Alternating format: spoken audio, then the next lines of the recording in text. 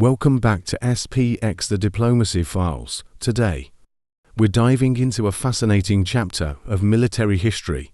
We'll be exploring the stories behind the 10 Marshals of the People's Liberation Army, each one a legend in their own right. From their rise to power to their ultimate fates, these are tales of loyalty, strategy, and survival amid the political storms of 20th century China. In 1955, as China emerged from years of revolution, Mao Zedong decided to establish the military ranks for the People's Liberation Army. Among these ranks were the 10 Marshals, leaders whose contributions were considered unparalleled. However, as with many figures in Chinese history, their lives were anything but smooth. Topping the list is Judah, the first marshal. Zhu is often referred to as the father of the Chinese Red Army. Hailing from Sichuan, he was a master strategist who worked closely with Mao Zedong during critical moments like the Long March and the establishment of Jianying Soviet. Zhu's leadership shaped the Red Army's transformation into a disciplined, cohesive force. Ranked second is Peng Dehuai, known for his forthright personality. Peng played a crucial role during the Korean War, leading Chinese forces to a stalemate against the technologically superior United Nations forces. However, his honesty and criticism of Mao's Great Leap Forward made him a prime target during the Cultural Revolution. In third place is Lin Biao, who became one of Mao's most trusted allies and later his designated successor. Lin was a brilliant tactician, celebrated for his victories during the Chinese Civil War, yet his story ended in mystery and tragedy, as he died in a plane crash under suspicious circumstances during an alleged coup attempt. The fourth position goes to Liu Bocheng, also known as the blind strategist. Despite losing sight in one eye, Liu was a master of guerrilla warfare and conventional military tactics. He collaborated with Deng Xiaoping during the Huaihai campaign, one of the most decisive battles of the Chinese Civil War. He Long takes the fifth spot. Born in Hunan, He Long was a fiery leader known for his fearlessness in battle and his humble background. Despite his immense contributions, his straightforwardness earned him many enemies. Like Peng, He Long fell victim to political purges during the Cultural Revolution. The sixth marshal is Chen Yi, a poet general who combined military prowess with cultural sophistication. Chen Yi was instrumental in the liberation of Shanghai and Nanjing, solidifying the Communist Party's hold over eastern China. Luo Ronghuan, ranked 7th, was the PLA's political brain. As head of the General Political Department, Luo played a pivotal role in maintaining the ideological unity of the army. Mao often turned to Luo for advice in times of crisis. Xiangqian is number 8 on the list. Known for his unyielding loyalty, Su commanded the 4th Front Army and won significant victories against Kuomintang forces, often while operating far from the communist stronghold. At number 9 is Nie Rongzhen, a brilliant planner and military thinker. Nie's expertise was invaluable during the Chinese Civil War, particularly in the battles for northern China. Finally, Jianying, ranked 10th, was a former Kuomintang officer who defected to the communist side. Known for his strategic mind and caution, Yi was instrumental in stabilizing China during times of upheaval, including the aftermath of the Cultural Revolution. These 10 marshals were not only warriors, but also political survivors. Many of them played key roles in shaping modern China. These stories remind us that even the most powerful figures are vulnerable to the shifting tides of history. Beyond the 10 marshals, other figures such as Deng Xiaoping and Su Yu also left their mark. Deng, despite his major role in the Huaihai campaign, declined the title of marshal, while Su Yu, a highly talented commander, narrowly missed inclusion in the list. Today's discussion isn't just about military ranks, it's a window into the complexities of leadership, loyalty, and survival. What can we learn from these stories? How do they shape our understanding of modern China? Let us know your thoughts in the comments below. And now, Let's delve deeper into the fascinating lives and legacies of these 10 marshals. During the Huaihai campaign, Chen Yi led his forces across the Yangtze River to seize Nanjing, the capital of the Kuomintang, and subsequently liberated Shanghai, a pivotal city. Because of these accomplishments, Chen Yi secured the number 6 spot. However, during the Cultural Revolution, he was purged in 1967. Though he wasn't formally dismissed, ranked 7th is Luo Ronghuan.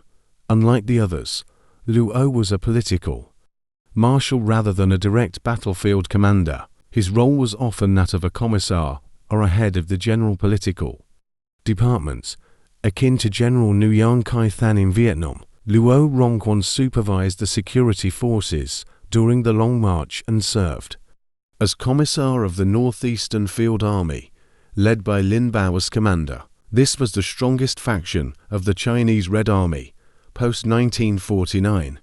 Luo became head of the General Political Department, a highly influential role in socialist countries. Mao Zedong deeply respected Luo, often seeking his advice in challenging situations. Luo played a key part in helping Mao maintain control over the military and balance the various factions. Luo was Mao's trusted right-hand man in the Red Army. The 8th position belongs to Xiangqian, the only marshal hailing from northern China.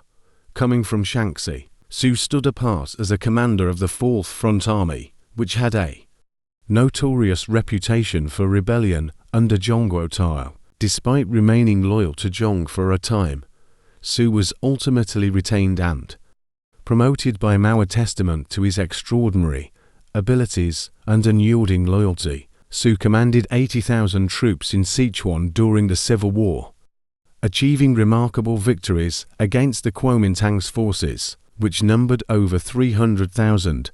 Su's strategic genius shone through in his ability to overcome logistical and supply challenges while leading his outnumbered troops to success. His ability to defeat larger, better equipped forces distinguished him as a tactician. Su's methods contrasted with Mao's traditional approach of using superior numbers to overwhelm enemies. Within the ranks of the 10 marshals, Su and Lin Biao were recognized as the most outstanding battlefield commanders, while Peng Dehuai excelled in overseeing large-scale operations. Akin to Vietnam's General Vien Nguyen Diop, Su and Lin were more like General Trung Tien, masters of tactical brilliance. Su's position as the 8th-ranking marshal may seem unfair, likely due to the stigma attached to the 4th Front Army's rebellious history.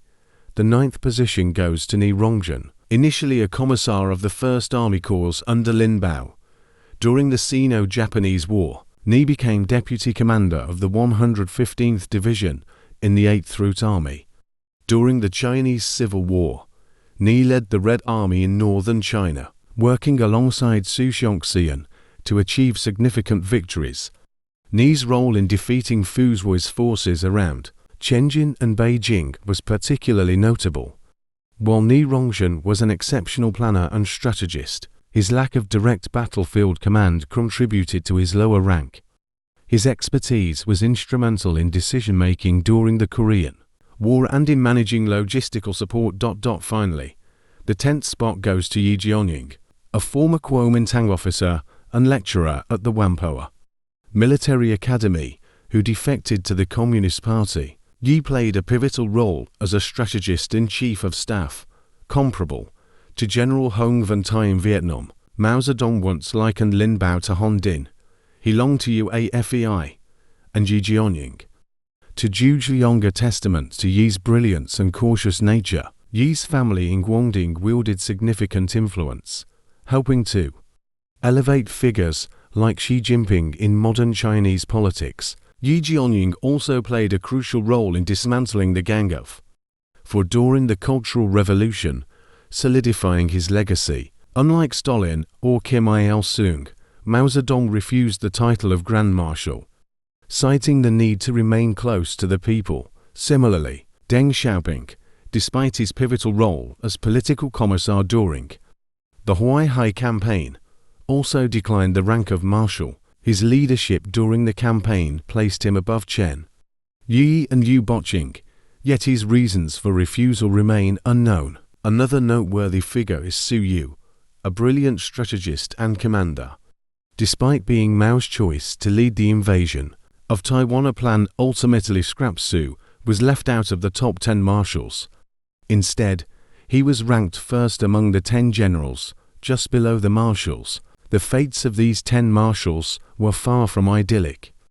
Half met tragic ends or faced persecution. Peng Dehuai, for instance, was purged during the Cultural Revolution for his outspokenness, dying in prison after enduring brutal treatment. He Long, ranked 5th, was falsely accused of plotting a coup and perished after being neglected in custody. Liu Bocheng, the 6th ranking marshal, was criticized for dogmatism and resigned under pressure in 1973. Lin Biao, once Mao's most loyal follower, was accused of treason and died in a mysterious plane crash while allegedly fleeing to the Soviet Union. Only Jianying, Xiangqian, and Nie Rongzhen managed to survive the Cultural Revolution with their positions intact, thanks to their moderate stances. Yi and Su played pivotal roles in dismantling the Gang of Four, though it wasn't until Mao's death that they could rise again. Let us know your thoughts on these 10 legendary